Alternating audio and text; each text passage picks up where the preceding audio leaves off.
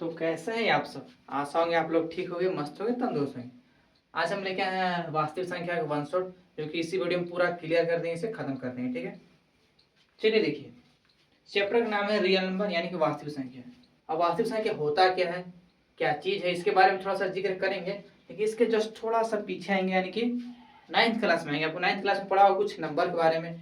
ठीक है, ज़्यादा नंबर 9th तक होगा कम से कम, उसको पूरा डिटेल कर लेंगे। उसके बाद फिर स्टार्ट करेंगे रियल नंबर किससे कहते हैं। ठीक है, देखिए, जिसका पहला होता है आपका प्राकृतिक संख्या। प्राकृतिक संख्या, जिसको इंग्लिश बोलते हैं नेचुरल नंबर। नेचुरल नंबर, सुनिए। प्राकृतिक संख्या किसे कहते हैं? जो वन से स्टार्ट हो। क्या से स्टार्ट हो? वन से स्टार्ट हो, उसे क्या बोलेंगे? प्राकृतिक संख्या। यानी कि जो वन से स्टार्ट हो, 1 2 3 ऐसे करके, उसे बोलेंगे प्राकृतिक संख्या। जैसे इसका एग्जांपल हो गया 1 2 3 4, डॉट डॉट कहाँ तक? इनफाइनाइट। यानी कि वैसी संख्या जो क्या हो, वन से स्टार्ट हो, उसे क्या बोलेंगे? प्राकृतिक संख्या बोलेंगे। दिख रहा है अच्छा से? चलिए ठीक है। सेकेंड में आता है आपका सम संख्या, इंग्लिश बोलते हैं इवन नंबर। सुनिए, सम संख्या किसे कहते हैं? यानी कि वैसी संख्या जो क्या हो, दो से पूरा पूरा क्या हो, भाग लग जाए। जैसे देखिए, हम हमको दिए ऐसे 2 से भाग करने के लिए 4 में, तो 2 का टोटल 4 पूरा करता है, यानी 2 आंसर आएगा। यानी कि वैसी संख्या जो क्या हो, 2 से पूरा पूरा भाग लग जाए। सिर्फ 2 से ना, 2 का टेबल क्या हो, पूरा पूरा भाग लग जाए, उसे क्या बोलेंगे? सम संख्या। जैसे एग्जांपल ले लीजिए, 2 हो गया, 4 6 8 और 10। देखिए क्या है इसमें, ये भी 2 से पूरा कट जाएगा, 4 भी कटेगा, 6 भी कटेगा, 8 कटेगा, 10 कटेगा। यानी कि वह ऐसी संख्या जो क्या हो, 2 से पूरा पूरा भाग लग जाए, उसे क्या बोलेंगे? सम संख्या बोलेंगे। अब तीसरा बात है आपका विषम संख्या। विषम संख्या, जिसको इंग्लिश बोलते हैं ऑड नंबर।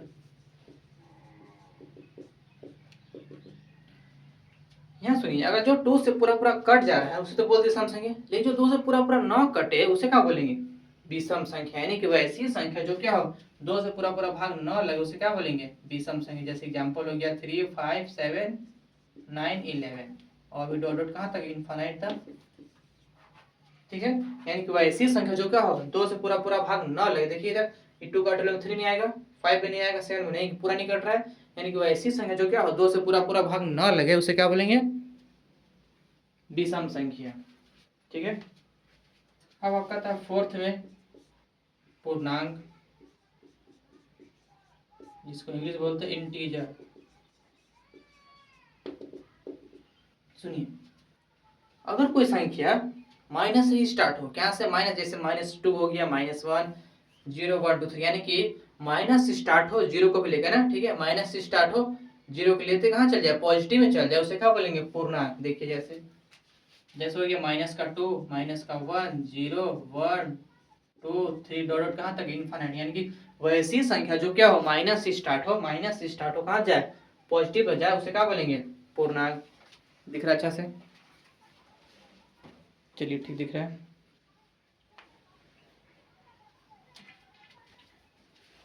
पांचवा में आता है पूर्ण संख्या। पूर्ण संख्या, जिसको इंग्लिश बोलते हैं होल नंबर। Whole number. सुनिए, हमने आपको बताया वैसी संख्या जो क्या हो, 1 से स्टार्ट हो, उसे क्या बोलेंगे?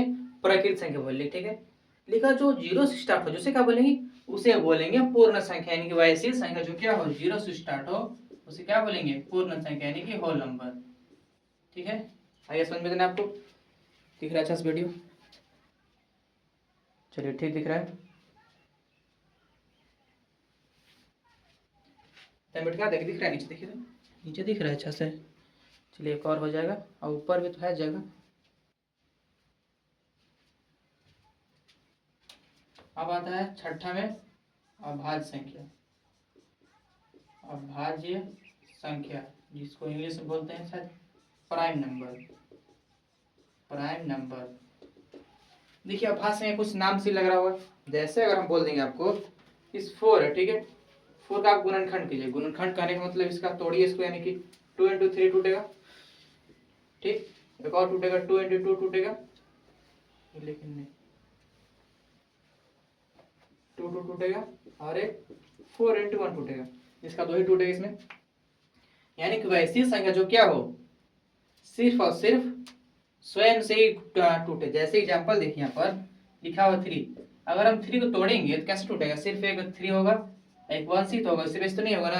यानी कि वैसी संख्या जो क्या सिर्फ स्वयं से टूटे, ठीक है, बाकी दूसरे से ना हो तो उसे क्या बोलेंगे, अभाज्य संख्या, प्राइम नंबर। जैसे और एग्जांपल लीजिए 2, 2 को सिर्फ हम 2 इंटू 1 ही कर सकते, बाकी तो नहीं कर सकते ना।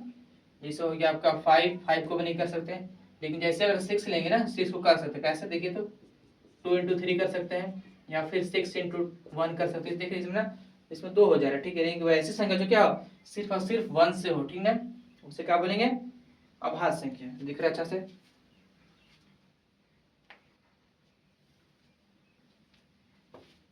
चलिए बिठा दे रहे हैं।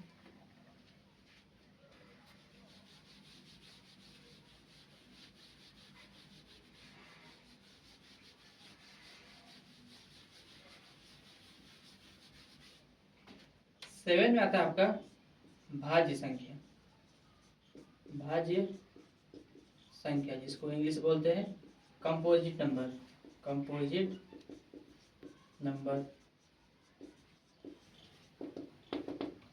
सुनिए, हमने आपको पिछले बताया जो क्या सिर्फ और सिर्फ स्वयं से क्या हो गुणनखंड हो उसे क्या बोलेंगे, अभाज्य संख्या। लेकिन जो स्वयं से गुणनखंड न हो, किसी और संख्या से भी हो, उसे क्या बोलेंगे, भाज्य संख्या। जैसे एग्जांपल हो गया आपका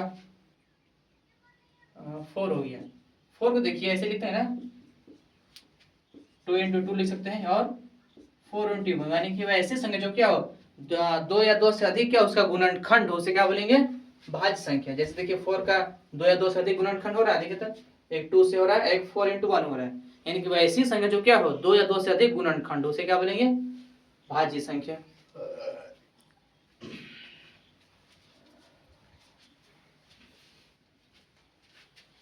एट में आपका आता है परिमेय संख्या, परिमेय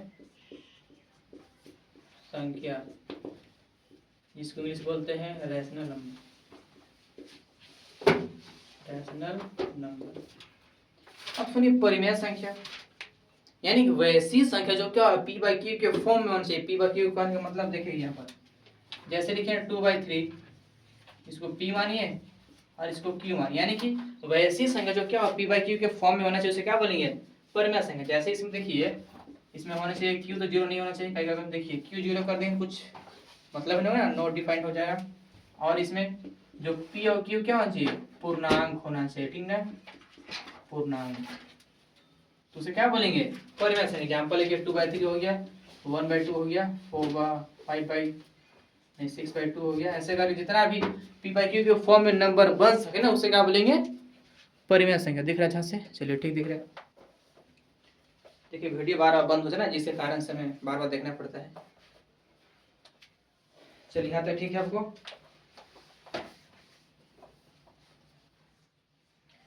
एक लास्ट है अभाज्य संख्या, जिसको इंग्लिश में बोलते हैं शायद कोप्राइम, कोप्राइम नंबर। देखिए आपने नाम थोड़ा सा इसको बहुत कम ही सुना होगा ना, सभाज्य संख्या, कोप्राइम नंबर बहुत कम सुना होगा। सुनिए यानी कि वो कैसे कैसे करते हैं ना, हमने क्या किया, दो संख्या लिया पी बाई क्यू के फॉर्म में ना, जैसे 6 हो गया और 4 हो गया, ठीक है। आप किसी चीज के आंसर निकाले 6 और 4 आया, हम आपसे पूछेंगे इसका और तोड़ सकते हैं क्या, तोड़ के और छोटा कर सकते हैं, तो आप बताएंगे हाँ, इसका 3 से टूटेगा और एक 2 से, यानी कि 3/2 टूटेगा ना। लेकिन फिर बोलेंगे आपको फिर इसके आगे टूट सकता है क्या, तो आप बोलेगा नहीं। यानी कि वैसी संख्या जो क्या सिर्फ और सिर्फ एक बार भी क्या हो ना टूटे, सिर्फ जितना आपका आंसर होता है वहीं तक अटक जाए, यानी कि वहां के बाद फिर क्या कर सकते आप उसको तोड़ नहीं सकते, उसे क्या बोलेंगे, सभाज्य संख्या, ठीक है। आया समझ में इतना। फिर नहीं तो एक और इसको एक और डिफरेंस इसका होता है, जैसे देखिए जिनका जिनका एचसीएफ क्या होना चाहिए, 1 होना चाहिए, उसे क्या बोलेंगे, सभाज्य संख्या बोलेंगे। अभी आपको बताएंगे एचसीएफ और एलसीएम क्या होता है, ठीक है। चलिए अब इतना देख लीजिए। चलिए ठीक है, मिटा दें। अब आप स्टार्ट करें कि वास्तविक संख्या होता क्या है। सुनिए,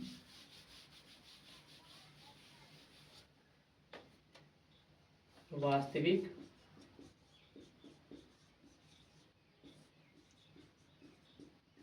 संख्या, वास्तविक संख्या मतलब रियल नंबर, मतलब वास्तव में वो क्या हो, एग्जिस्ट करना चाहिए। यानी कि आप जितने भी नंबर लीजिए, जितने भी आपका नंबर उसे क्या है, सब सब क्या है, वास्तविक संख्या। यानी कि वैसी संख्या जो क्या परिमेय और अपरिमेय दोनों हो उसे क्या बोलेंगे, वास्तविक संख्या। यानी कि जितने भी हमारे पास नंबर है, कोई भी उठा लीजिए, -4, 0, ठीक है, √4, 1/2, 3/6, √3/2, जितने भी नंबर उसे क्या बोलेंगे, वास्तविक संख्या बोलेंगे। क्या बोलेंगे, वास्तविक संख्या। इसका डिफरेंस लिख दे रहे ना, वैसी संख्या, वैसी संख्या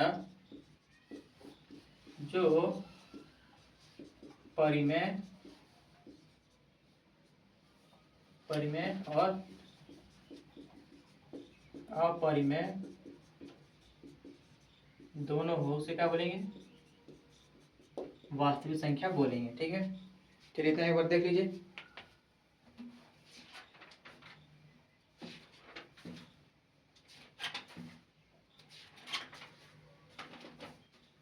चलिए दिख रहा है अच्छा से, चलिए ठीक है। हमने जैसे एग्जाम्पल इसका लिख लीजिए ना, एग्जाम्पल हो जाएगा √4 हो गया, 1 हो गया, 0 हो गया, √3/2 हो गया, 1/2 हो गया, 6/4 हो गया। लेकिन इसमें एक थोड़ा सा ध्यान दीजिएगा, हमने बताया कि जितने भी नंबर सबको तो बोल देंगे वास्तविक संख्या, लेकिन थोड़ा सा एक एक्सेप्शन इसको देखिए। अगर हम बोल देंगे तो रूट के अंदर -4 है, तो ये क्या है कि रियल नंबर नहीं है, ये क्या है, वास्तविक संख्या नहीं। इसको बोलेंगे अवास्तविक संख्या। क्या बोलेंगे, अवास्तविक संख्या। देखिए माइनस को बोल सकते हैं, माइनस अगर सिर्फ 4 रहता है उसको बोल सकते हैं, लेकिन ये रूट के अंदर भी फंसा हुआ है माइनस, तो उसे क्या बोलेंगे, अवास्तविक संख्या। या फिर आप पढ़ोगे अगर जो रूट के अंदर माइनस आता है ना, उसमें नॉट डिफाइंड होता है, ठीक है। चलिए एक बार देख लीजिए।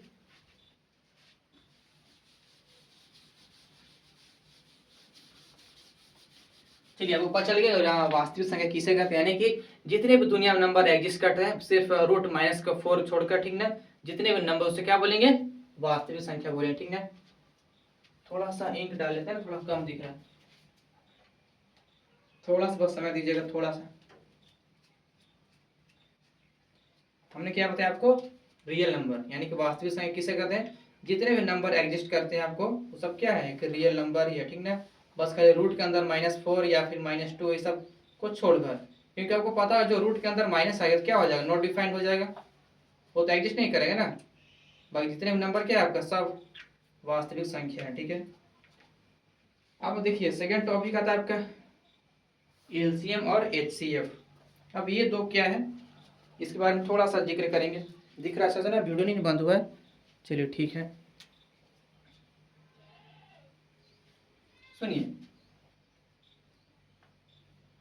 थोड़ा सा बस,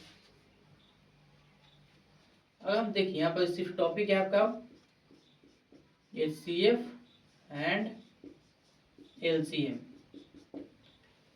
आपने एलसीएम पढ़ा होगा छोटे छोटे बच्चों क्लास में कि एलसीएम कैसे निकालते हैं, लेकिन थोड़ा सा एचसीएफ के बारे में 9th क्लास में थोड़ा सा पढ़ा होगा ना, पूरा नहीं पढ़ा होगा, हमको लग रहा है शायद। हाँ, सबसे पहले थोड़ा सा याद रखिए कि एलसीएम का फुल फॉर्म क्या होता है और एचसीएफ का फुल फॉर्म क्या होता है। तो एलसीएम का फुल फॉर्म होता है लीस्ट कॉमन मल्टीपल, ठीक उसी तरह एचसीएफ होता है हाईएस्ट कॉमन फैक्टर। तो एलसीएम का फुल फॉर्म क्या होता है, लीस्ट कॉमन मल्टीपल, और एचसीएफ का हाईएस्ट कॉमन फैक्टर। देखिए अब एलसीएम का आपको कुछ पता होगा ना, एलसीएम कैसे निकालते, जैसे थोड़ा सा बता दे रहे हैं। एलसीएम कैसे निकाल, जैसे हम बोल देंगे 4 और 2 का एलसीएम निकालें, ठीक है। आप ऐसे करते थे, 2 से लगाते थे 2, फिर 1, फिर 2 से 1 1, जैसे 1 में होता था जो जितने साइड दिख रहा है इधर, उसको क्या करते गुना करते थे 2 × 2, यानी 4 इसका क्या आ गया, एलसीएम आ गया। क्या आ गया, एलसीएम आ गया, ठीक है। आप ऐसे ही कर रहे थे, देखिए ऐसे करना है, ठीक है, कोई इसमें डाउट नहीं है, लेकिन थोड़ा सा चेंज होगा, देख लीजिए एक बार। मिटा दें। चलिए देखिए, तो अगर आपसे हम बोलेंगे एलसीएम और एचसीएफ निकाल, ठीक है, हमने आपको दो संख्या दिया है, चलिए ले लीजिए 18 और 24 का एलसीएम और एचसीएफ निकाले। सुनिए, हम लोग ऐसे करेंगे, पहले जो 18 है इसको पहले करेंगे गुणनखंड। क्या करेंगे? गुणनखंड करेंगे। आपको तो गुणनखंड करने आता है, यानी कि इसको इंग्लिश में बोलते हैं फैक्टराइजेशन। आपको तो फैक्टराइजेशन करने तो आ ही रहा होगा। चलिए कैसे करेंगे? 18 लिखा हुआ है, इसको गुणनखंड करेंगे, ठीक है। 2 से 9, फिर 3 से 3, फिर 3 से 1, ठीक है। हमने क्या किया, जो 80 था उसका क्या गुणनखंड किए। गुणनखंड का देखिए थोड़ा सा आपको आना चाहिए, ठीक है, बहुत बच्चा वाला क्लास का चीज है, ठीक है। हमने क्या किया, 18 में गुणनखंड किया, ठीक है। हमको डायरेक्ट क्वेश्चन के माध्यम से आपको पूरा समझा दे रहे हैं कि एलसीएम कैसे निकलता है और एचसीएफ कैसे निकलता है, ठीक है। हमने 18 में गुणनखंड किया, ठीक है। अब इसको ऐसे लिखेंगे 18 को, 18 बराबर कितना हो गया 2 इंटू 3 इंटू 3, ये गुणनखंड है। या फिर इसको एक और तरीका से लिख सकते हैं ऐसे 2 इंटू 3 का स्क्वायर, देखिए 2 तो इसलिए स्क्वायर, ठीक है। देखिए आप इसी तरह लिखिए, ठीक है, छोड़िए इसको। सेकेंड देखिए आता है आपका 24, इसको क्या करेंगे गुणनखंड करेंगे। 24 इसको क्या करेंगे गुणनखंड में ही तोड़ देंगे। जैसे दिख रहा होगा 2 से लगा दे रहे हैं, 12 हो जाएगा, फिर 2 से 6, फिर 2 से 3, फिर 3 से 1, यानी कि ये 24 का कितना गुणनखंड आया 2 इंटू 2 इंटू 2 इंटू 3 आया। इसका मिटा दे ना, चलिए लिख ही दे रहे हैं, आप थोड़ा सा याद रखिएगा। 2 से 6 हुआ है, फिर 3 बार में, फिर 3 से 1 हो गया, ठीक है।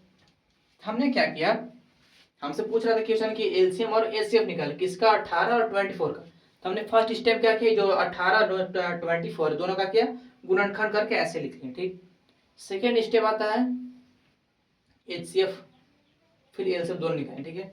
याद रखिए, अगर हम एचसीएफ निकालेंगे ना, एचसीएफ मतलब होता है हाईएस्ट कॉमन फैक्टर, मतलब दोनों में कौन सा जो कौन सा नंबर क्या है दोनों में कॉमन होना चाहिए। क्या होना चाहिए दोनों में। अगर यहाँ पर एक और संख्या होता है ना, जैसे हो गया 26, उसका गुणनखंड करके ऐसे लिखते हैं, यानी उसमें तीनों कॉमन होना चाहिए, तब क्या हो जाएगा एचसीएफ होगा, ठीक है। जैसे इसमें दिख रहा होगा कॉमन कौन को दिख रहा है, यहाँ देखिए 2 दिख रहा है यहाँ पर, और एक 3 यहाँ पर दिख रहा है, बस दो ही संख्या क्या हो इसमें हमको दिख रहा है, तो उसमें एक 2 दिख रहा है, एक 3 दिख रहा है, ठीक है। हम दोनों का जोड़ा बना दिए, ठीक। अगर हम पूछ देंगे आपसे इसमें से एचसीएफ बताइए, क्या बताइए एचसीएफ, तो याद रखिए जो आप जोड़ा बनाए ना उसमें सिर्फ एक नंबर उठाएंगे, यानी यहाँ से सिर्फ एक 2 उठाएंगे, यहाँ लिखेंगे 2, फिर गुना चिन्ह देंगे, फिर यहाँ से सिर्फ 3 उठाएंगे तो यहाँ लिखेंगे 3, यानी कि देखिए गुना करने कितना 6, यानी कि आपको जो एचसीएफ आया कितना 6 आया। यानी कि क्या करना आपको एचसीएफ में फिर से बता रहे हैं दोनों कॉमन होना चाहिए, ठीक है, या फिर एक हो या फिर 2 या फिर 3। हमको क्या देखिए दो चीज कॉमन दिखा, एक 2 दिखा, एक 3 दिखा, हमने उसको उतारा गुना करके, बस एचसीएफ, बहुत आसान है, निकल गया। फिर सुनिए इससे मतलब क्या होता है दोनों कॉमन होना चाहिए, ठीक है, उसे क्या बोल देंगे एचसीएफ। इतना दिख रहा अच्छा से, चलिए ठीक दिख रहा है। तो एचसीएफ कैसे निकालेंगे, जो दोनों में कॉमन होना चाहिए, ठीक है, उसे बोल देंगे एचसीएफ। ऐसे वो निकाल कर इसको ऐसे कर देंगे, ठीक है। अब बारी है एलसीएम का, तो एलसीएम थोड़ा सा ध्यान दीजिएगा। हमने क्या किया था, ये दोनों को कॉमन करके लिखे थे एक नंबर। अब एलसीएम मतलब क्या होता है सबको पूरा गुना कर देने का, जैसे पीछे को बताया कि बचपन क्या करते सबको गुना ही करते थे ना, इसमें भी वैसा ही कर, लेकिन याद रखिए थोड़ा सा जिसको आपने कॉमन किया ना उसमें से सिर्फ एक नंबर उठाएगा। जैसे यहाँ पर देखिए 2 था ना, इसमें सिर्फ एक 2 उठेगा, इसमें सिर्फ एक 3 उठेगा, बाकी सबको गुना कर देना, ठीक है। जैसे देखिए हमने बताया जो कॉमन उसमें सिर्फ एक 2 उठाएंगे, फिर गुना चिन्ह देंगे, फिर देखिए 3 और 2 है इसको भी गुना कर देंगे सबको ना, फिर एक और 2 है देखिए बना, फिर सिर्फ इसमें से एक 3 उठाएंगे। कहीं पता होगा एलसीएम मतलब क्या होता है सबको गुना कर देना।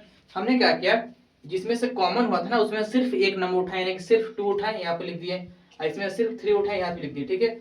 बाकी जितने भी संख्या इधर बच गए जो खाली बचा जो खाली बैठे हैं, ठीक ना, तो सबको भी यहाँ गुना कर देंगे। देखिए तो एक 3 था 2 2, देखिए तो 3 2 2, यहाँ पर 3 2 2 है, ठीक है। अब बाकी सबको गुना करके आंसर हो गया, गुना कीजिए 2 का टेबल 3 6 हो गया, 6 का 2 12 24 और 24 इंटू 3 करना है ना, यानी कि 72 इसका क्या हो जाएगा आंसर, यानी कि आपके एलसीएम कितना है 72। फिर से सुनिए एचसीएफ कैसे निकालते हैं, जो दोनों में कॉमन होना चाहिए, ठीक है, उसको गुना कर लिख देंगे, एक हो या फिर दो हो, दो बात गुना कर देंगे, एक और सिर्फ डायरेक्ट लिख देंगे। और एलसीएम किसे कहते हैं, सबको गुना करेंगे, लेकिन जिसमें से कॉमन की है ना, जिसको जोड़ा बना है उसमें सिर्फ एक नंबर उठाएंगे और इसमें भी गुना करके क्या हो जाएगा आपका एलसीएम आ जाएगा। चलिए इतना एक बार देख लीजिए, एक और क्वेश्चन करवा दे रहे हैं ना। चलिए हो गया आपका, स्क्रीनशॉट ले लीजिए।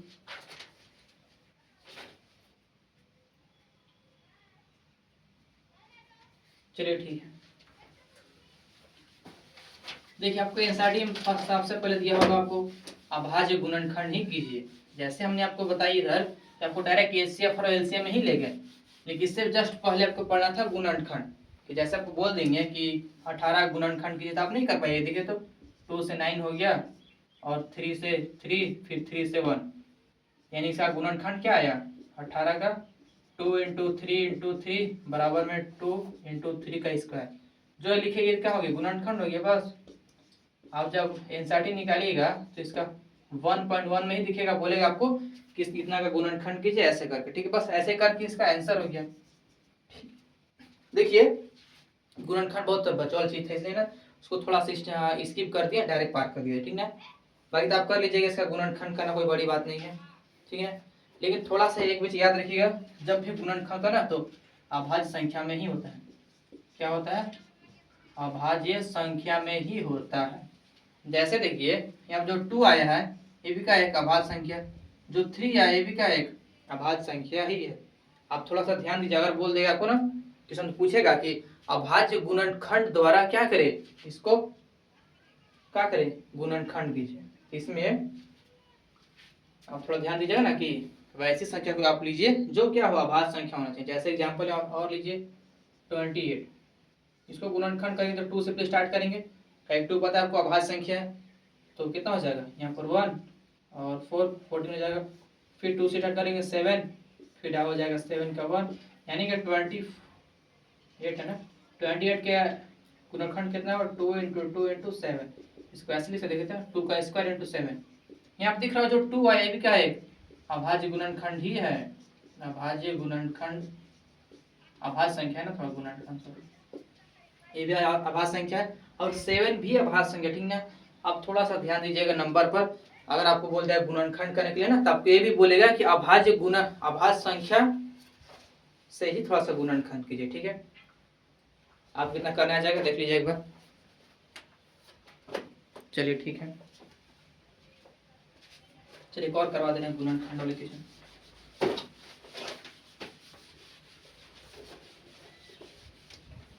हमने लिया देखिए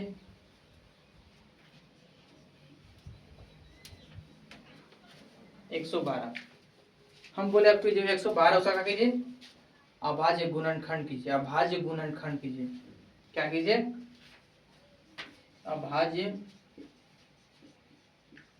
गुणनखंड। अभाज्य गुणनखंड करने का मतलब क्या होता है, आपको ऐसी संख्या से करना है, थोड़ा सा हाँ ठीक है, आपको ऐसी संख्या से करना जो क्या होना चाहिए अभाज्य संख्या होना चाहिए। क्या होना चाहिए अभाज्य संख्या। आपको बताया कि अभाज्य किसी का जो सिर्फ और सिर्फ एक से ही गुणा मतलब गुणनखंड, तो उसे क्या बोलेंगे अभाज्य संख्या। जैसे एग्जांपल आपको बताया था 2 हो गया 3 हो गया 5, ठीक है। जैसे हम 12 है 112 का निकालना है ना, देखिए सबसे पहले स्टार्ट करेंगे, आप थोड़ा ध्यान दीजिएगा ना, डायरेक्ट आप यहाँ 4 से स्टार्ट कीजिएगा। क्या बोला अभाज्य गुणनखंड मतलब अभाज्य संख्या ही होना चाहिए, यानी सबसे शुरू क्या होना चाहिए 2 होना चाहिए, ठीक ना। अगर 2 से अगर नहीं कटा ना तो उसके बाद जब मारेंगे 3 में, ठीक ना, डायरेक्ट 4 में मत मारिएगा, 4 से क्या हो जाएगा ये अभाज्य संख्या नहीं होगा, ठीक ना। चलिए देखिए 2 से हो रहा है इसलिए कर देना, वो तो 112 के बारे में आता है, तो 5 6 इतना बार से जाना चाहिए, हाँ इतना बार में आएगा। फिर 2 से करेंगे यहाँ जाएगा 2 18 28 होना चाहिए। फिर 2 से करेंगे तो हो जाएगा यहाँ 1 यहाँ 4, फिर 2 से करेंगे तो 7, फिर 7 से करेंगे तो 1, यानी कि 112 का भाज्य गुणन कितना है यार, 2 इंटू 2 इंटू 2 इंटू 2 इंटू 7, 1 2 3 4 होता है ना, 1 2 3 4, इसको ऐसे भी लिख लेंगे तो 2 के पावर में 4 इंटू में 7, जो इसका आंसर है क्या है, भाज्य गुणनखंड, मतलब ये भी 2 भाज्य संख्या है 7 में, ठीक है। थोड़ा पावर ध्यान नहीं देना ना कि पावर देखिए तो क्या आ गया, ये तो भाज्य संख्या तो नहीं है, यानी कि आपको पावर क्या करना, ध्यान नहीं देना, सिर्फ आपको नंबर पर ध्यान देना ना कि नंबर क्या होना चाहिए, अभाज्य संख्या ही होना चाहिए। चलिए इतना समझ में आएगा, देख लीजिए एक बार।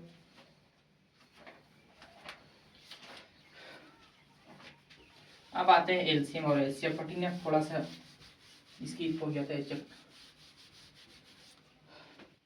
कुछ क्वेश्चन मेरे पास, चलिए एक बार अपने से करते हैं, ठीक है। आप क्या कीजिए, छोटा ही लेंगे ना, 36 और 18 और 34 का एलसीएम और एचसीएफ निकालें। हमने इसका क्वेश्चन किया है 18 और 34 का करिए एलसीएम और एचसीएफ दोनों निकालिए, ठीक है। तो हमने इसको बताया था कि जो सबसे पहला स्टेप क्या होता है कि जो 18 का करेंगे गुणनखंड करेंगे, क्या गुणनखंड कीजिए, वो भी अभाज्य गुणनखंड करेंगे, ठीक ना। सॉल्यूशन स्टार्ट करेंगे, यहाँ पर 18 का अभाज्य गुणनखंड करेंगे, जैसे करेंगे ना, 2 से 9, फिर 3 से 3, फिर 3 से 1, यानी कि 18 कितना है, 2 इंटू 3 इंटू 3, ऐसे 34 का निकालेंगे, 2 से निकालेंगे, ठीक ना। तो हो जाएगा यहाँ पर 2 नहीं है 1 7, फिर तो नहीं हुआ, इनडायरेक्ट होगा 17 से एक बार, यानी कि 34 का क्या आया, 2 इंटू 17, ये भी जो 17 क्या है, ये भी अभाज्य संख्या है ना। चलिए फिर सेकेंड स्टेप क्या था, एचसीएफ निकाला है, क्या निकालने के लिए, एचसीएफ। हमने आपको बताया था जो क्या होना चाहिए, दोनों में कॉमन होना चाहिए, जैसे देखिए यहाँ पर 2 और 2 दोनों कॉमन है ना, बाकी कोई संख्या नहीं है, यानी कि ये ऐसी, मतलब ऐसा संख्या जो क्या हो दोनों में कॉमन होना चाहिए, उसे क्या बोल देंगे, एचसीएफ। बहुत सिंपल सा, देखिए यहाँ पर कॉमन क्या है, सिर्फ और सिर्फ 2 है, यानी कि आपका एचसीएफ क्या है, सिर्फ और सिर्फ 2 का, देखिए सिंगल सिर्फ 2 है ना, बाकी कोई संख्या नहीं है, यानी इसका एचसीएफ क्या हो गया, 2, बस आंसर। बस एलसीएम थोड़ा सा आपको ध्यान देना होगा, जिसको जो हमने जोड़ा बनाया ना उसमें सिर्फ एक और 2 उठाएंगे, ठीक ना, 2 का जोड़ा था ना इसलिए 2 उठाएं, ठीक है। यहाँ लिखेंगे 2, फिर गुना चिन्ह देंगे, फिर 3 इंटू 3 हो गया, 3 इंटू 3, फिर गुना में 17, कहीं पता है ना जो एलसीएम कैसे का, जो एचसीएफ जितना है उसका बाकी जितना बचा सबको गुना कर देंगे, हो जाएगा एलसीएम। चलिए गुना कीजिए, कितना होगा, 6 होगा और 18 और 17, 6 7 12 8 1 6 0 3, कितना इसका आंसर आएगा, 306, बस हो गया, एक बार आप देख लीजिए।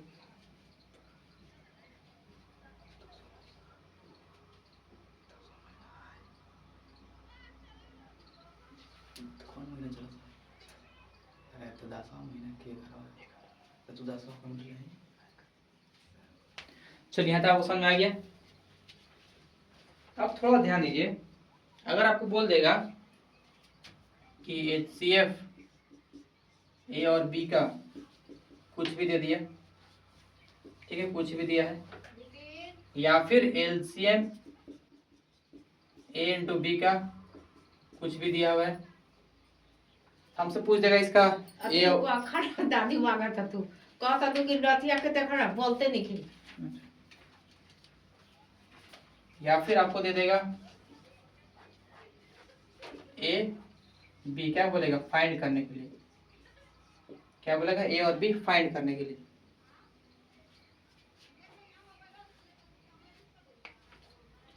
तो इसमें थोड़ा ध्यान सुनिए, इसे पहले मिटा दें, ठीक है।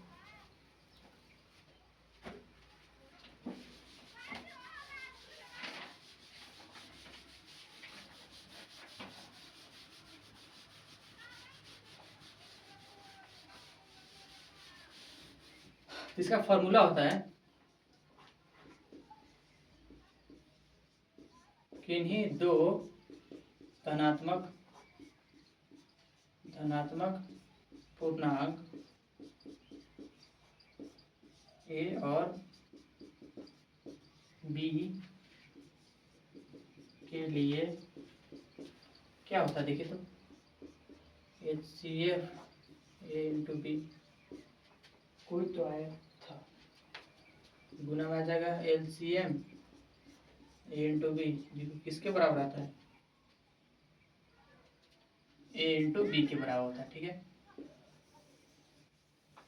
याद रखिएगा अगर आपसे कोई एक संख्या दे देगा HCF बराबर इतना है तो आपसे पूछ देगा ए बताइए या फिर बी बताइए, या फिर सुनिए फिर से अगर इसमें बोल देंगे HCF ए इंटू बी का कुछ भी आया है, ठीक है, तो आपसे पूछ देगा LCM बताइए ए इंटू बी का।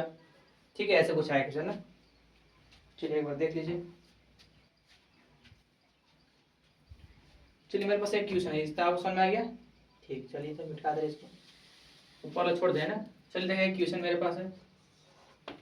क्वेश्चन इसमें दिया हुआ है, आपको दिया है HCF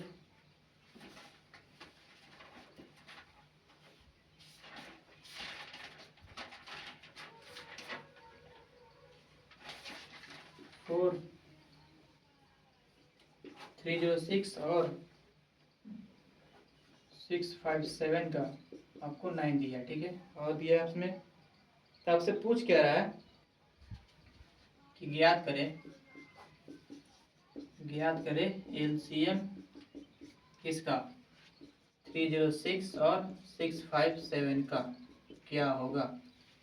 हमने आपको बताया है इसका जो फॉर्मूला को लिखा है, तो इसमें से कोई एक आपको दे देगा। ठीक है, आपको दूसरा पूछेगा। ठीक है, यहाँ दिख रहा मतलब ए इंटू बी मतलब क्या है, ये जो 306 क्या है ए है और बी ए है, यानी कि आपको ये अभी तो पहले पता चल गया ये बराबर कितना है 306 सोल्यूशन। ठीक है ना, हमसे पूछ क्या रहा है एलसीएम कितना इतना, ठीक ना, एलसीएम पूछा ना, एलसीएम देखिए दे दिया इतना 9 और बी बराबर क्या दिया हुआ है 657 दिया हुआ है। ठीक है, इसका फॉर्मूला पे लिखेंगे HCF इंटू ए इंटू बी कितना आएगा इंटू में एलसीएम ए इंटू बी बराबर में ए इंटू बी आएगा। ठीक है, हमसे पूछ क्या रही है एलसीएम पूछा है ना, तो इसको उसको ऊपर ले जाएंगे इसको देना, यानी कि LCM of A into B का कितना होगा ए इंटू बी और नीचे आ जाएगा HCF ए इंटू बी।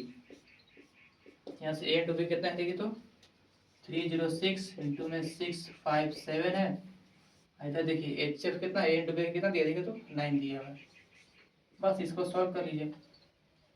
तो चलिए डायरेक्ट हम लोग सॉल्व करते हैं।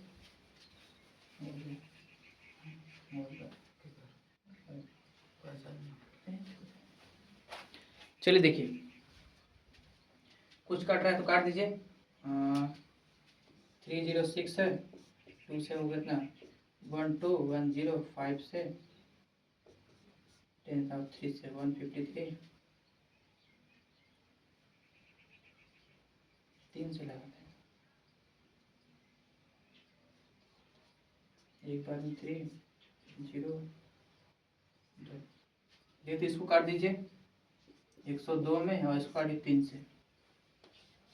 ठीक है, अब थोड़ा सा गुना कर लीजिए कितना होगा 657 इंटू में 102 गुना कीजिए तो 4 11 13 फिर कट लगाएंगे 0 0 0 फिर कट लगाएंगे 7 5 6 पूरा जाएगा 1 0 7 6 यानी कितना इसका है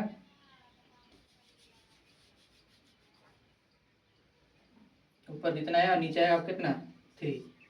अब ऐसे थोड़ा सा डिवाइड कर लीजिए जितना है वही आपका आंसर है। चलिए कर दे डिवाइड क्या, चलिए देखिए 67014 इसको आप 3 से डिवाइड करेंगे तो 2 बार में हो जाएगा 6 फिर 6 हो जाएगा 2 बार में नीचे 1 आएगा 0 3 बार में 9 1 1 फिर 3 बार में 9 तो 2 और 4 24 8 यानी इसका आंसर कितना आया 2238 बस आंसर। देखिए हमने क्या किया है, दिख रहा है आपको अच्छा से? चलिए ठीक दिख रहा है। हमने क्या किया है, हमको दिया था HCF बराबर 9, ठीक है, और दिया था हमसे पूछ क्या रहा था कि एलसीएम फाइंड करें, ठीक है।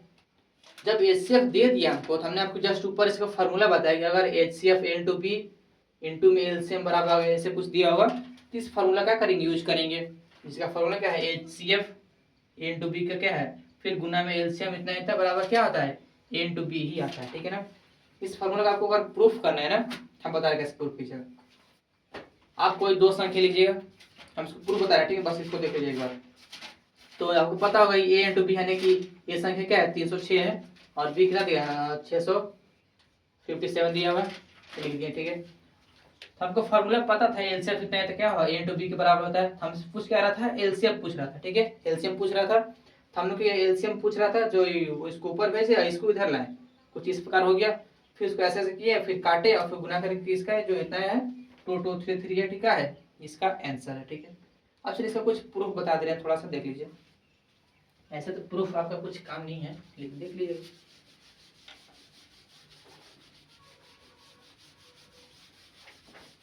चलिए देखिए प्रूफ चाहिए ना, हम वो बता रहे हैं, यानी कि आपको जो प्रूफ चाहिए, अगर किसी संख्या की HCF और एलसीएम को दोनों गुना कर देंगे ना तो ए इंटू बी का ही बराबर होता है, ठीक है। जैसे एग्जांपल देखिए इसका प्रूफ इसका डायरेक्ट एग्जांपल से ना, ठीक ना, देख लीजिए थोड़ा सा।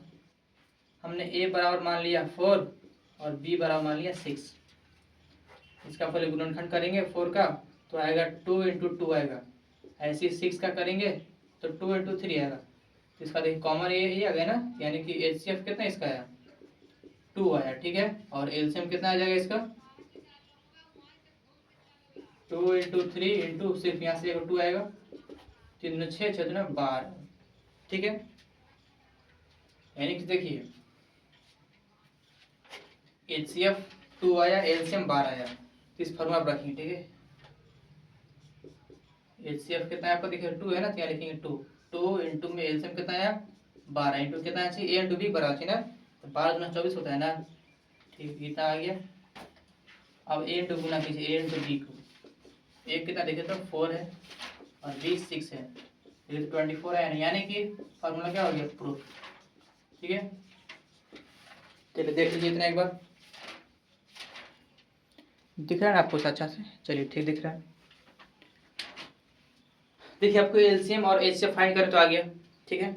और जाहिर सी बात है एकदम छोटा सा टॉपिक था एलसीएम और एलसीएम निकालने का। एलसीएम कैसे निकालते हैं और एचसीएफ कैसे निकालते हैं, एचसीएफ कैसे निकालते हैं, जो दोनों में कॉमन होना चाहिए उसे क्या बोल देंगे, एलसीएम निकाल देंगे। और मतलब एचसीएफ और एलसीएम कैसे निकालेंगे, जिसमें से हम लोग का कॉमन किए थे उसमें से सिर्फ एक संख्या उठाएंगे, ठीक है, और बाकी जितने संख्या बच गए उसका कर देंगे, उसमें गुना कर देंगे तो आपका क्या हो जाएगा एलसीएम निकल जाएगा, ठीक। आप देखिए थोड़ा सा और आगे बढ़ रहे हैं।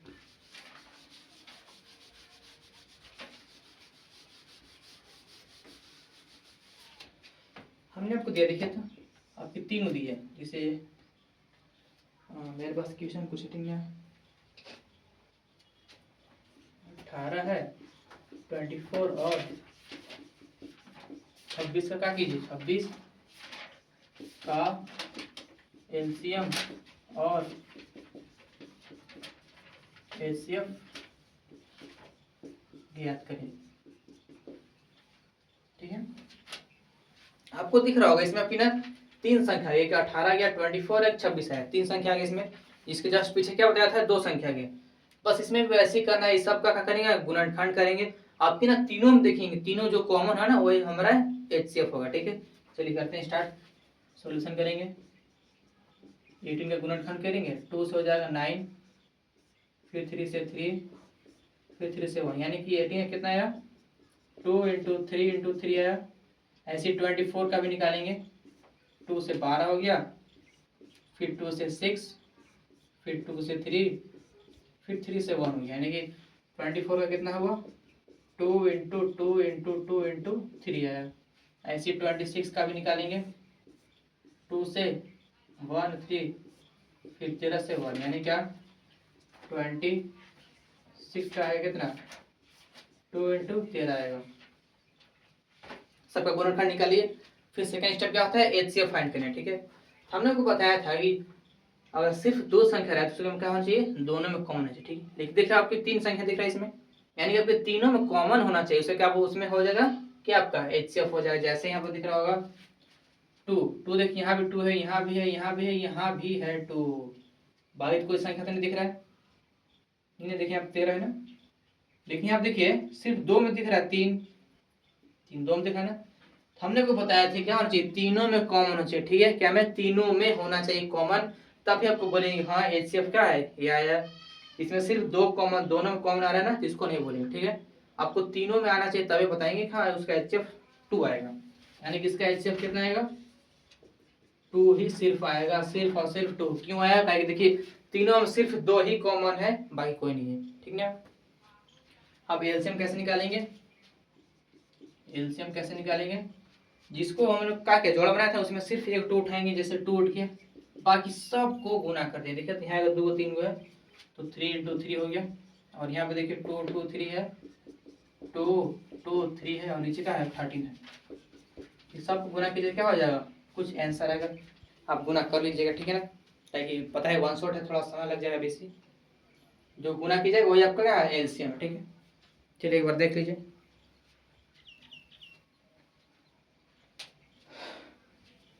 चलिए बिठा दे रहे हैं आपको। अब थोड़ा सा और देखिए आगे,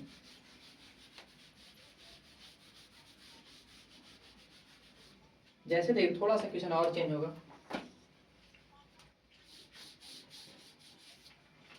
क्वेश्चन आपका दिया हुआ देखिए तो a² b का क्यूब c और a का क्यूब c का स्क्वायर और d। चलिए देखिए हमसे पूछ कर आया कहता का एलसीएम और एचसीएफ निकालें। को अच्छा दिख रहा है, चलिए ठीक, अच्छा दिख रहा है। तो इसमें हम क्या बताया कि इसमें आपको दिख रहा है थोड़ा सा नंबर नहीं दिया है, आपको थोड़ा देखिए अल्फाबेट दिया है, एकदम पूरा डर लग रहा है एकदम, क्योंकि पता होगा आप गुणनखंड इसे कीजिएगा जो नंबर घोषित करिएगा। लेकिन दिख रहा है आपके यहाँ पर नंबर क्या नहीं है, क्या है सिर्फ अल्फाबेट दिया हुआ है, और उसी से पूछ रहे हैं आपके एलसीएम और एचसीएफ निकालें, ठीक है। लेकिन थोड़ा सा आप ध्यान दीजिए, थोड़ा सा पढ़ेंगे कभी बच्चा क्लास में कि अगर x² लिखा तो इसका मतलब क्या हुआ, x × x लिखा हुआ है, आगे जो x² लिखा है उसको दो बार ऐसे लिख सकते हैं ना, तो ठीक वैसी तरह यहाँ भी करेंगे। देखिए जो दिया पहला नंबर क्या है, a² b का क्यूब और c दिया हुआ है, इसको देखिए ऐसे लिख सकते हैं, देखिए तो a इंटू में b, देखिए b 3 है ना, यानी 3 बार लिखेंगे, c देखिए सिर्फ अकेले इसलिए एगो से लिखेंगे ना। देखिए यहाँ पर a का स्क्वायर था इसलिए इसके 2 बार लिखे, ठीक है। b का क्यूब था यानी कि 3 था, यानी देखिए 3 बार लिखे 1 2 3। c देखिए बेचारा अकेले से इसलिए अकेले लिख दिए, ठीक है। फिर सेकंड आता है a³ c² d आता है। देखिए a का क्यूब है, क्यूब यानी कि a 3 बार होगा, चलिए 3 बार लिखते हैं। फिर देखिए c का स्क्वायर यानी कि c 2 बार है तो लिखेंगे 2 बार c। अब देखिए क्या है d बेचारा अकेले है ना, ठीक, ये तो हम लोग कर लीजिए, बहुत इजी सा, ठीक है। फिर आप पूछेंगे एचसीएफ इसका बताइए, तो क्या करना है, दोनों में कॉमन होना चाहिए, ठीक है। एचसीएफ क्या हो जाएगा, जो दोनों में क्या होना चाहिए, कॉमन होना चाहिए, दोनों में कॉमन, ठीक है। तो आपको दिख रहा है यहाँ 2 दिख रहा है, नहीं a दिख रहा है, और एक और a दिख रहा है, और कुछ दिख रहा है क्या, बाकी तो यहाँ एगो c बेचारा अकेले था ना, वो भी दिख रहा है, यानी देखिए वैसे 3 गो नंबर दिख रहा है। अच्छा आपको दिख रहा है वीडियो, चलिए ठीक दिख रहा है वीडियो को। देखिए इसमें एचसीएफ जो दोनों में कॉमन होना चाहिए, ठीक है। यहाँ पे दिख रहा है, यहाँ पे दोनों साइड ए है, यहाँ पे दोनों साइड ए है, और दोनों साइड सी भी है, ठीक है। बाकी कोई संख्या इधर नहीं दिख रहा है, नहीं दिख रहा है, आपका एचसीएफ क्या हो जाएगा, एक तो यहाँ से सिर्फ ए आएगा, फिर गुना, फिर यहाँ सिर्फ ए आएगा, और यहाँ से क्या हो जाएगा सिर्फ सी आएगा, यानी क्या हो जाएगा a² c आएगा। हमने a × a लिखा, इसको तो फिर से ऐसे कर सकते हैं ना, बस, यानी कि एचसीएफ हो गया, बस कितना इजी था, बहुत आसान था। फिर ऐसे निकालेंगे एलसीएम, हमने बताया था जिसको हमने जोड़ा बनाया उसमें सिर्फ ए उठाएंगे, ए निकल गया, इसमें से सिर्फ उठाएंगे ए, वो निकल गया, फिर यहाँ से एक सी उठाएंगे, बाकी जितने बच गए सबको इसी में गुना कर देंगे। ठीक है, देखिए यहाँ पर 3 गो बी दिख रहा है, लिखेंगे 3 गो बी, एक यहाँ पर ए दिख रहा है, एक सी और एक डी दिख रहा है, ए इंटू सी इंटू डी। चलिए गुना कीजिए, तो 1 गो 2 गो, एक 3 गो ए दिख रहा है, यानी कि लिख सकते हैं इसको ए का क्यूब। फिर आता है बी, देखिए बी क्या दिख रहा है, 1 गो 2 गो 3 गो दिख रहा है, यानी कि लिख सकते हैं बी का क्यूब। और फिर सी दिख रहा है, हाँ सी देखिए तो 1 गो है, एक यहाँ देखिए 2 गो, यानी कि सी का स्क्वायर। फिर डी बच गया, डी देखिए सिर्फ अकेले यानी कि डी, बस आंसर ए का क्यूब बी का cube C square into D, ये क्या हो जाएगा एलसीएम होगा। चलिए इतना एक बार देख लीजिए, बहुत आसान था, बहुत इजी था, इसमें कोई बात नहीं। अगर सुनिए इसमें क्या कर देंगे हम, इसमें बोल देंगे जहाँ जहाँ यहाँ ए स्क्वायर बी का क्यूब सिर्फ था ना, इसमें कुछ नंबर जैसे यहाँ 6 दे देंगे और यहाँ 4 दे देंगे, तो आप नहीं कर लीजिएगा, बस जैसे आपने इसको किया था ना वैसे ठीक उसी तरह 4 को भी ऐड कर दीजिएगा। जैसे यहाँ पर हम 4 दे देंगे, बस इसमें 4 का भी गुणनखंड कर लिखिएगा 2 इंटू 2, और यहाँ पर दे देंगे 6, इसको भी गुणनखंड के लिखिएगा 2 इंटू 3 दोनों, फिर इसमें भी कॉमन देखिएगा, इसको भी कॉमन देखिएगा, बस रैपिड दीजिए, हो गया। चलिए इतना एक बार देख लीजिए,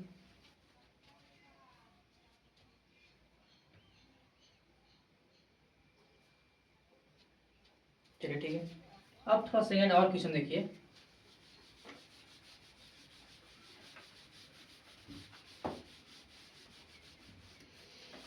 क्वेश्चन दे रहा है हमसे कि जांच कीजिए, जांच कीजिए, क्या जांच करना है, जांच कीजिए कि क्या क्या किसी प्राकृतिक संख्या, क्या किसी प्राकृतिक संख्या, प्राकृतिक संख्या n के लिए, n के लिए, n के लिए संख्या, संख्या 6 के पावर n अंक 0 पर समाप्त होगा, लिखा है समाप्त है। नहीं, मेरे पास क्वेश्चन क्या है, आपको बोल रहा है जांच करेंगे, नहीं कि प्रूफ कीजिए, जांच कीजिए क्या किसी प्राकृतिक संख्या n के लिए, मतलब किसी भी प्राकृतिक संख्या लीजिए 1 2 3 4 चलेगा, के लिए संख्या 6 के पावर n अंक क्या 0 पर समाप्त होगा। 0 पर समाप्त होने कहने का मतलब जैसे हम यहाँ ले लेंगे 10 का स्क्वायर, इसका क्या हो जाएगा 100, जो 0 पर समाप्त हो रहा है लास्ट में तो इसको बोलेंगे 0 पर समाप्त होने का। ठीक है, तो हमें दिया क्या 6 के पावर n दिया होगा, तो 6 के पावर n क्या करेंगे, इसको पहले ऐसे करेंगे, कहीं बोला है प्राकृतिक संख्या यानी कि 6 के पावर पहले 1 रखेंगे, तो 6 के पावर 1 रखेंगे क्या है 6, 0 तो नहीं आया, फिर 6 का पावर 2 रखेंगे तो 36, 0 तो नहीं आया, फिर 6 के पावर 3 रखेंगे तो आ जाएगा गुना कीजिए कितना होगा 216 आएगा। आपको दिख रहा होगा हमने क्या किया, इन नंबर वाला क्या किया प्राकृतिक संख्या को इसमें डाला, लेकिन लास्ट में देखो 0 आपको प्राप्त नहीं हो रहा, सिर्फ यहाँ पर 6 है, यहाँ भी 6 है, यहाँ भी 6 है, यानी 6 के पावर n वाला क्या हो रहा है इसमें आपको 0 पर समाप्त तो नहीं दिख रहा होगा। ठीक है, यानी कि यही बात लिखेंगे कि 6 के पावर n क्या हो 0 पर समाप्त नहीं हो रहा। ठीक है, अब देखिए 0 समाप्त नहीं हो रहा, नहीं ये तो फिक्स हो गया नहीं हो रहा। अब कौन सा संख्या क्या हो जो 0 पर समाप्त होगा, तो देखिए हमने दिया आपको 10, ठीक है 10 के पावर n दिया, आप इसको कीजिए गुणनखंड कीजिए, तो आप कीजिएगा 10 के पावर 1 आ जाएगा 100, फिर 10 के पावर 2 कीजिएगा तो आ जाएगा 100, फिर 10 के पावर क्यूब आ जाएगा, इसको थोड़ा गुना कर लीजिएगा जो भी है। ठीक है, चलिए देखिए हमने आपको बताया कि 10 के पावर n था, इसको पूछ रहा है कि 0 पर क्या समाप्त हो रहा है, देखिए तो हो रहा है, देखिए लास्ट में 0 पर समाप्त हो रहा है, यहाँ भी लास्ट में 0 पर समाप्त हो रहा है, यहाँ भी हो रहा है, लेकिन इस केस में क्या जो 6 के पावर n था इसमें समाप्त तो नहीं हो रहा है ना, नहीं। थोड़ा सा और 10 पे थोड़ा सा गौर कीजिएगा, जब इसका हम गुणनखंड कीजिएगा तो 2 into 5 आएगा, ये दो चीज तो आएगा, यानी कि ये 10 का आएगा।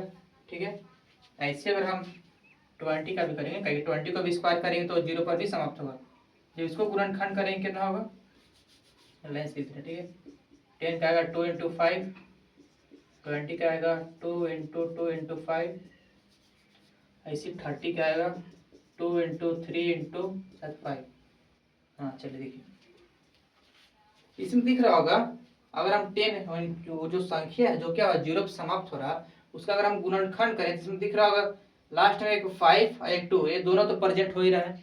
देखिए इसमें भी 2 है और एक 5 इसमें भी है, बीच में कुछ भी आपको दिक्कत नहीं, ठीक है, बस खाली प्रेजेंट क्या होना चाहिए 2 और 5। ठीक है, यानी कि वैसी संख्या जो क्या हो जिसका गुणनखंड करने पर क्या होना चाहिए 2 और 5 प्रेजेंट हो, तो उसी में क्या होना चाहिए सिर्फ और सिर्फ 0 पर ही समाप्त होगा, बाकी जितने भी नंबर है क्या 0 पर समाप्त नहीं होगा। यानी कि वे नंबर जो क्या होना चाहिए उसका जिसका गुणनखंड कहेंगे 2 और 5 का, और ये दोनों प्रेजेंट होगा, वही संख्या क्या हो जाएगा जिस पर 0 पर यह समाप्त होगा, बाकी जितने भी नंबर है ना उसमें 0 पर समाप्त नहीं होगा। यानी कि इसका ये आंसर लिखेंगे, मिटका दे रहे हैं, चलिए मिटका दे रहे हैं, इसको मिटका रहा है। चलिए इसका आंसर लिखें तो पहले सॉल्यूशन, ठीक है।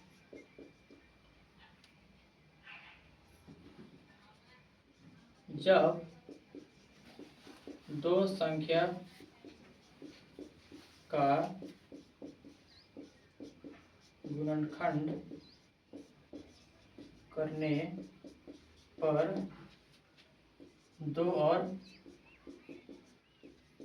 5 प्राप्त होता है तो वह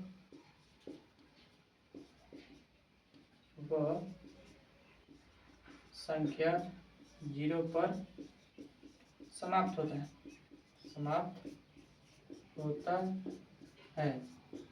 देखिए अगर हम 6 के पावर n का गुणनखंड करें क्या है, देखिए तो 2 इंटू 3 का स्क्वायर आएगा, ऊपर n आएगा, वैसे 2 की पावर n इंटू में 3 की पावर n। यहाँ पर देखिए आपको हमको सिर्फ 2 मिल गया लेकिन 5 तो नहीं मिला ना, यानी कि अतः लिखेंगे, अतः संख्या 6 के पावर n में 2 और 5 उपस्थित न है, अतः 6 के पावर n अंक 0 पर समाप्त नहीं होगा। बस ये इसका आंसर है, देख लीजिए एक बार। हमने क्या बताया, अगर वैसी संख्या जो क्या हो 2 और 5 दोनों प्रेजेंट हो गुणनखंड करने पर, तो वही संख्या में क्या 0 पर वो समाप्त होगा, बाकी जितने भी संख्या क्या हो कुछ भी ले लीजिए ना उसमें 0 पर समाप्त नहीं होगा। लेकिन अगर जिसका गुणनखंड 2 और 5 प्रेजेंट है, बाकी कोई भी संख्या चलेगा, ठीक है, लेकिन फिक्स होना चाहिए 2 और 5 अगर प्रेजेंट है तो वही संख्या क्या हो 0 पर ही सिर्फ समाप्त होगा। तो देखिए हमने वही बात लिखा है, जब दो संख्याओं का गुणनखंड करने पर 2 और 5 क्या हो प्राप्त होता है तो वह संख्या 0 पर समाप्त होगा। जैसे आप देख रहा हो 6 के पावर n का गुणनखंड करेंगे तो 2 इंटू 3 है, देखिए तो सिर्फ 2 मिला, 5 तो नहीं मिला ना, यानी कि लिखेंगे अतः संख्या 6 के पावर n में 2 और 5 उपस्थित न है, अतः 6 के पावर n अंक क्या है 0 पर समाप्त नहीं होगा। बस आंसर है, देख लीजिए एक बार।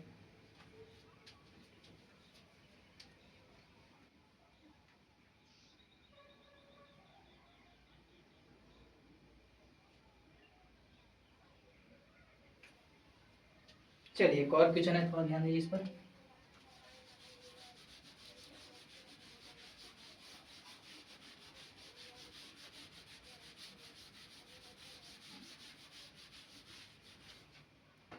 देखिए क्वेश्चन दिया है आपका, व्याख्या करें, व्याख्या कीजिए, लिखा है व्याख्या कीजिए कि 7 इंटू 11 इंटू में 13 प्लस का 13 और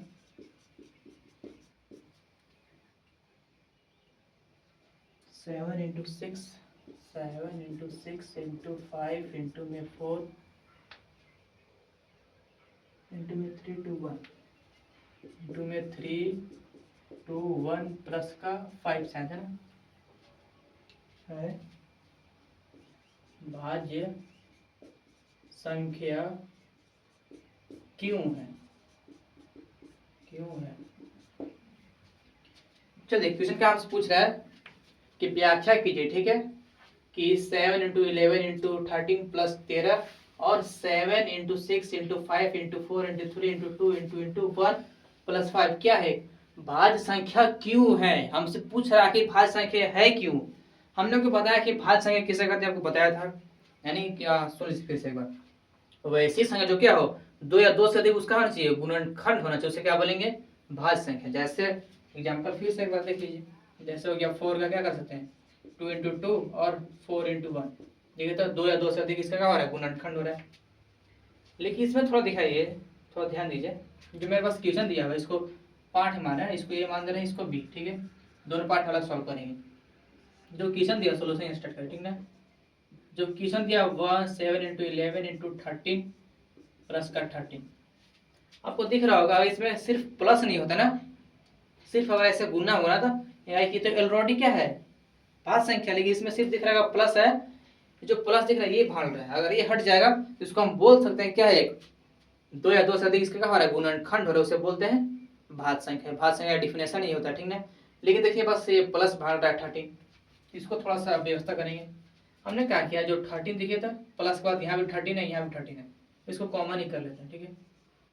जब इसको कॉमन करेंगे तो आ जाएगा 7 इंटू 11 प्लस का 1, ठीक है। फिर 13 इंटू में आ जाएगा, इसको गुना करेंगे तो 77, फिर प्लस का 1, फिर 13 इंटू में जोड़ेंगे तो कितना हो गया 78। देखिए तो प्लस हट गया, जब प्लस हट गया देखिए तो दो या दो से अधिक का इसका हो रहा है गुणनखंड, तो उसे क्या बोलेंगे, भाज्य संख्या, बस हो गया। फिर इसी को ऐसे करेंगे, इसकी ये संख्या को 7 इंटू 6 इंटू 5 इंटू में 4 इंटू में 3 इंटू में 2 इंटू 1 इंटू 5। इसमें दिख रहा है प्लस के बाद क्या है, 5 है, इधर में 5 है, देखिए यहाँ भी 5 है, क्या करें 5 कॉमन कर दे रहे हैं, 5 बाहर आ गया, तो 7 इंटू 6 इंटू में 4 इंटू में 3 इंटू में 2 और प्लस का 1 आएगा। कहीं देखिए यहाँ से मैंने 5 को बाहर निकाल दिया, ठीक है, तो 5 बाहर आ गया। अब थोड़ा सा देखिए गुना करेंगे, जब गुना करेंगे तो इसको गुना कीजिएगा ना तो 1 0 0 7 8 आता है, ठीक है, और प्लस का 1 है, इसको ब्रैकेट बंद करेंगे, फिर आएगा 5, फिर दिख रहा है इसको 5 इंटू में इसको जोड़ेंगे तो आ जाएगा 1 0 0 9, तो दिख रहा है अब क्या है, वही चीज आ गया, मतलब दो या दो से अधिक इसका हो रहा है गुणनखंड हो रहा है, उसे क्या बोल देंगे, भाज्य संख्या, बस क्लियर।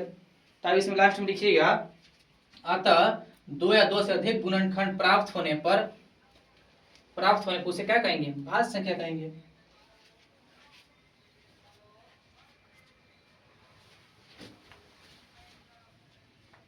चलिए इतना समझ में आ गया, चलिए अब इतना देख लीजिए।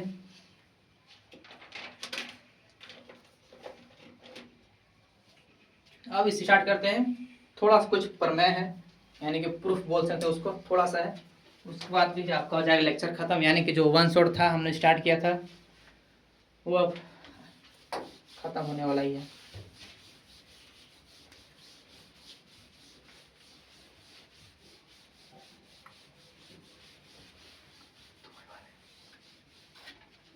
चलिए देखिए कुछ प्रमेय है जो आपकी बुक में लिखा होगा, पहले लिख देना, ठीक ना।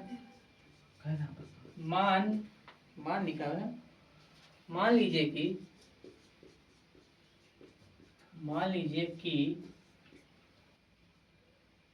p एक अभाज्य संख्या है, p एक अभाज्य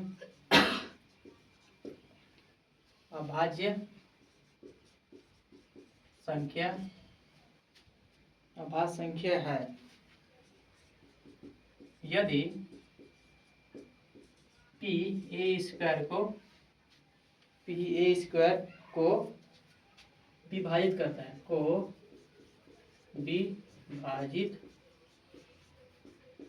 है, करता है तो p ए को भी पी ए को भी विभाजित करेगा, विभाजित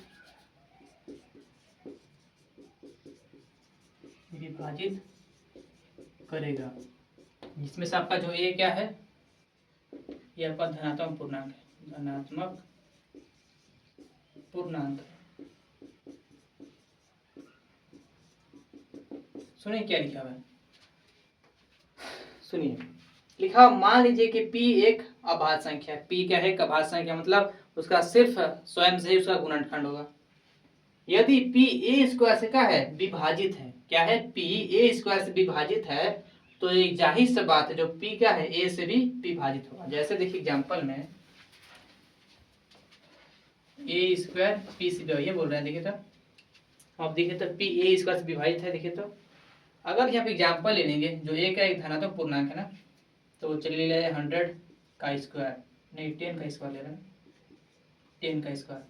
p क्या कोई अभाज्य संख्या, जैसे ले लीजिए 2। हमसे पूछ क्या रहा, मतलब बोल क्या रहा, p a स्क्वायर क्या है? विभाजित करता है। जैसे दिख रहा होगा a 10 का स्क्वायर कितना होता है? 100, नीचे 2 है, ये कट गया, देखिए था आ गया 50। यानी कि इसमें जो लिखा था, यदि p a स्क्वायर क्या करता है? विभाजित करता है, तो जाहिर सी बात है जो p है a को भी विभाजित करेगा। कैसे देखिए यहाँ पर a बाई p लिखा हुआ है, ऊपर सिर्फ 10 आएगा, नीचे 2 आएगा, देखिए तो कट तो गया 5 से। आखिर यहाँ पर स्क्वायर हो या फिर सिर्फ a हो, दोनों कोई मतलब नहीं है, दोनों देखिए तो सेम इसका आंसर है ना, आंसर देख थोड़ा सा अलग है ना, लेकिन थोड़ा सा विभाजित कर रहा है ना, कट रहा है ना पूरा। ये जो ऊपर में यही बोल रहा था, ठीक है। बोल क्या रहा था कि मान लीजिए p क्या है? अभाज्य संख्या। देखिए p बोल दिया अभाज्य संख्या है। यदि p a स्क्वायर को विभाजित करेगा, देखिए कर रहा है विभाजित, 50 आया, तो p a को भी विभाजित करेगा, देखिए तो a बाई p को विभाजित कर रहा है ना, 5 आया। बस पर मैं यही कर रहा है आपको, अगर कोई संख्या p a स्क्वायर को विभाजित करता है तो p a को भी विभाजित करेगा। देख लीजिए इतना एक बार।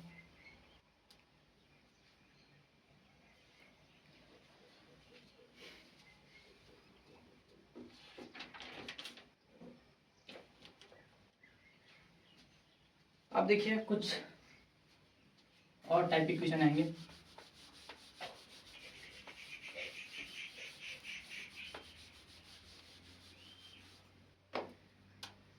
जैसे बोल देंगे हम, अब देखिए क्वेश्चन कुछ टाइप आएगा, √2 क्या है? अपरिमेय संख्या हमको पता है, ठीक है। इसको बोल देंगे प्रूफ करने के लिए, जो रूट क्या है अपरिमेय संख्या, आप क्या कीजिए? प्रूफ कीजिए अपरिमेय संख्या,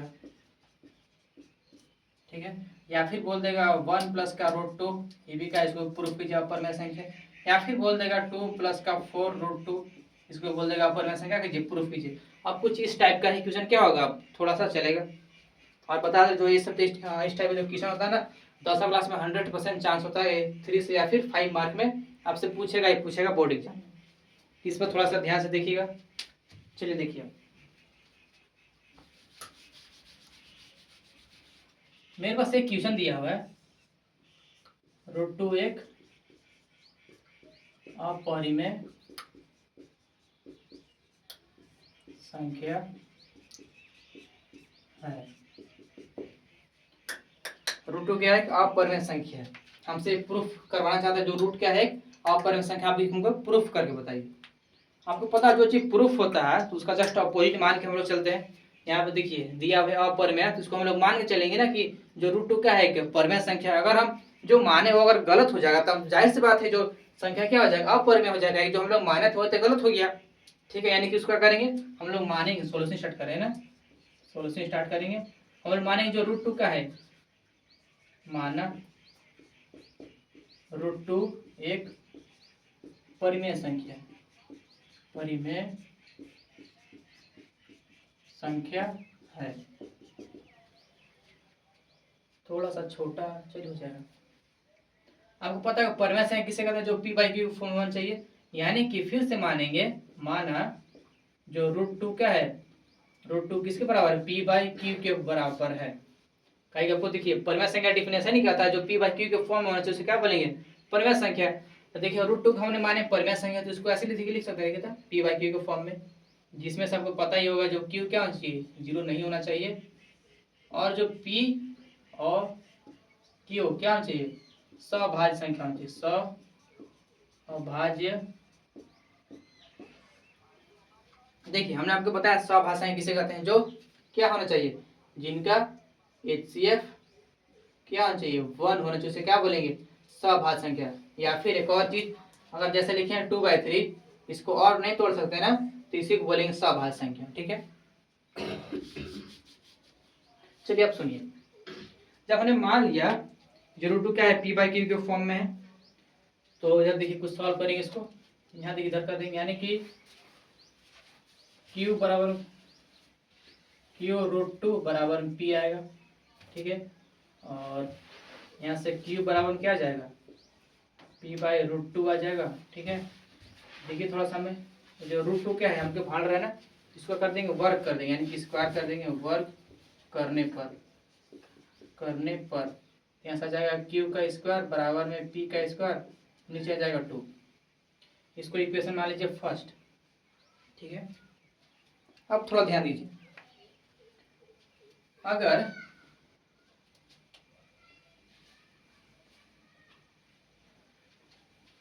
चूंकि जो Q का है, Q एक पूर्णांक है, जब Q पूर्णांक है तो इसका Q स्क्वायर भी क्या हो जाएगा, पूर्णांक ही तो होगा। Q स्क्वायर भी क्या है, पूर्णांक है। हमने आपको जस्ट पीछे बताया था, अगर कोई चीज Q, थोड़ा उल्टा लिखा है ना, यहाँ पर Q स्क्वायर यहाँ पे आएगा। अगर कोई संख्या क्या होना चाहिए, स्क्वायर हो, उसका जो विभाजित हो रहा है ना, तो जाहिर से बात है उसका सिर्फ Q भी क्या होना चाहिए, पूर्ण विभाजित होना चाहिए। ठीक है, यहाँ पर देखिए Q स्क्वायर क्या है, पूर्णांक है, तो Q भी क्या होना चाहिए, पूर्णांक ही होगा। ठीक है, इतना पहले देख लीजिए।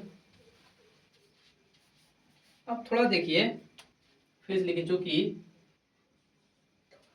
P स्क्वायर 2 से विभाजित है, जो हमने परमेय पीछे सॉल्व किया था उसको यहाँ लगाएंगे। ठीक है, विभाजित है, यहाँ दिख रहा जो P स्क्वायर किससे विभाजित है, 2 से विभाजित है ना, तो जाहिर से बात है जो P है क्या 2 से भी क्या हो जाए, विभाजित ही होगा,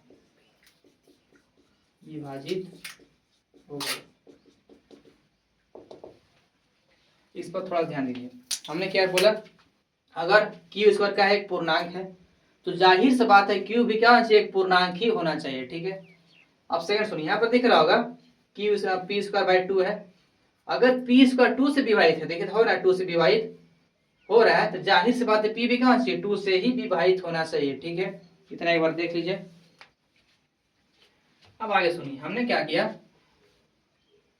इतना बता देना, हमने क्या किया, माना जो P/2 है उसको विभाजित करना क्या आया, K1 आया। यहाँ पर दिख रहा होगा P स्क्वायर 2 को विभाजित कर रहा है, तो जाहिर सी बात है P भी 2 को विभाजित करेगा, तो आप मान लीजिए विभाजित करने पर क्या आ जाए, K1 आया। ठीक है, जिसमें से जो K1 क्या है आपका, एक पूर्णांक है, K1 क्या है आपका, पूर्णांक है। हमने क्या बताया आपको, अगर P 2 से विभाजित है, ठीक है, तो आप मान लीजिए जो विभाजित कर उसका आंसर कितना आया, K1 है, इसको मान लीजिए K1, इसमें कोई दिक्कत नहीं। अब देखिए क्या करेंगे, यहाँ से आ जाएगा 2K1 बराबर में P, और फिर इसको मान लीजिए सेकेंड, फर्स्ट इसको मान देना। देखिए फिर लिखेंगे P का मान इक्वेशन समीकरण 1 में रखने पर, देखिए यहाँ पर क्या होगा, यहाँ पर क्या था, Q स्क्वायर बराबर में देखिए क्या था, P स्क्वायर था ना, तो देखिए P की जब क्या है, P 2K1 का स्क्वायर है, फिर नीचे क्या था, देखिए 2 था, फिर अब क्या आ जाएगा Q1 का स्क्वायर, यहाँ से 4K1 का स्क्वायर आएगा, नीचे 2 आएगा, फिर 2 से 2 कट जाएगा 4 दो बार में, यानी कि Q का स्क्वायर पर कितना आएगा, 2K1 का स्क्वायर आएगा। इस पर थोड़ा ध्यान दीजिए, यानी कि यहाँ पर दिख रहा होगा Q स्क्वायर बराबर कितना आया, 2K1, K1 का स्क्वायर आया। अब थोड़ा सा इसको पलटेंगे, यानी कि K1 का स्क्वायर कितना आएगा, K1 का स्क्वायर कितना है, इधर आगे ऊपर जाएगा, यानी कि Q स्क्वायर बाई 2 आएगा।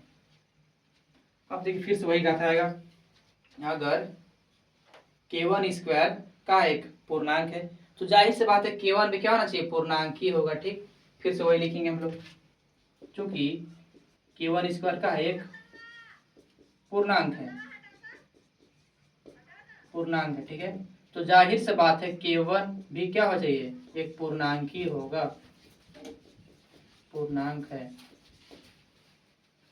फिर जब q स्क्वायर 2 से विभाजित है तो जाहिर सी बात होगा q भी क्या 2 से विभाजित होगा। इसको अब यहाँ लिखेंगे, q भी 2 से क्या होना चाहिए, विभाजित होगा। इतना चलिए एक बार देख लीजिए।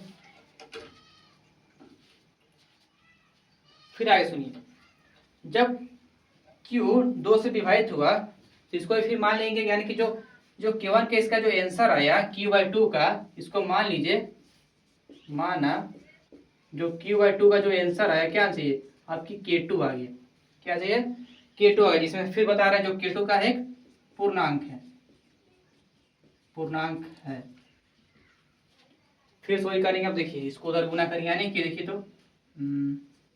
q बराबर क्या आ जाएगा, 2k1, इसको मान लीजिए आप थर्ड। अब थोड़ा सा समीकरण सेकेंड और थर्ड पर थोड़ा ध्यान दीजिए। ऊपर देखिए ना, हमें p बराबर क्या आया, 2k1 आया, और q बराबर क्या आया, 2k2 आया। 2 इंटू k1 आया और 2 बराबर k2 आया। यहाँ आपको दिख रहा होगा, देखिए तो 2 दोनों कॉमन आई है। हमने आपको बताया कि स्वभाषा किसे कहते हैं, जो जिसका सिर्फ HCF क्या होना चाहिए, 1 होना चाहिए। लेकिन यहाँ दिख रहा होगा इसका 2 आ गया, यानी जो हमने माना था क्या हो गया, गलत हो गया। जब गलत हो गया तो इसे जो √2 है क्या है, अपरिमेय संख्या। बस वही बात को इसको यहाँ लैंग्वेज फॉर्म में लिख देंगे। पहले इतना एक बार देख लीजिए, उसके बाद फिर लिखिए इसको लैंग्वेज फॉर्म में। चलिए ठीक, मिटा दे रहा था, जगह नहीं। अब ऊपर देख लीजिए वहां, ठीक है, इसका स्क्रीनशॉट ले लीजिए।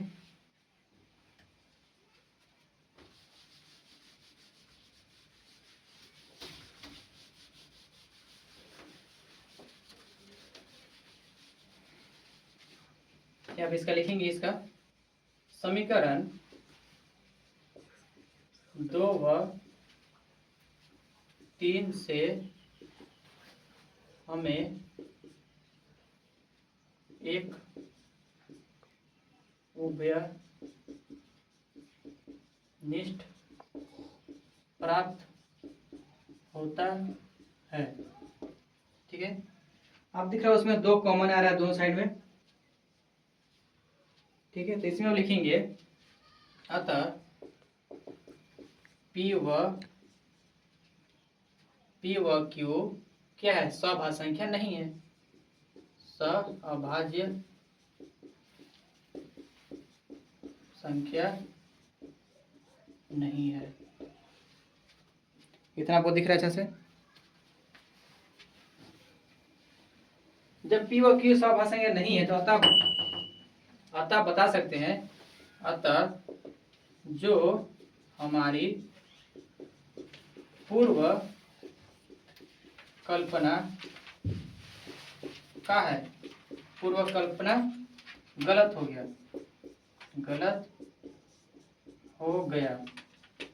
क्यों, देखिए जस्ट पीछे क्या माना था, जो √2 क्या है, परिमेय संख्या। लेकिन हम जब इसको सॉल्व किया तो क्या आ गया, जो सभाज्य संख्या क्या होनी चाहिए, तो नहीं आना चाहिए। ठीक ना, लेकिन देखिए तो दोनों में कॉमन हो गया तो ये आ गया। लेकिन यहाँ पर जब इसको बोलते कि सभाज्य संख्या है, लेकिन जब इसका अपोजिट हो गया, इसमें देखिए तो 2 कॉमन आ गया। हमने इसका डिफिनेशन ही बताया था, इससे अब क्या होना चाहिए, 1 आना चाहिए। लेकिन देखिए 1 तो नहीं आया ना, 2 आया, यानी इसका कथन क्या हो गया, गलत हो गया। तो लास्ट में लिखेंगे, अतः √2 का है अपरिमेय संख्या है। चलिए देखिए थोड़ा सा क्वेश्चन कुछ बड़ा है। ठीक है, आपको बता दें बोर्ड एग्जाम में फिक्स एकदम 100% चांस है कि 3 से 5 नंबर पूछेगा ही पूछेगा। ठीक है, आप थोड़ा इसका प्रैक्टिस कर लीजिएगा। देखिए जो स्टेप था स्टेप पूरा सेम है, आप थोड़ा सा इसको याद कर लीजिएगा तो पूरा आसान से लिखा जाएगा। ठीक है, चलिए आज लेक्चर को यहीं रखते हैं। ठीक है, थैंक यू।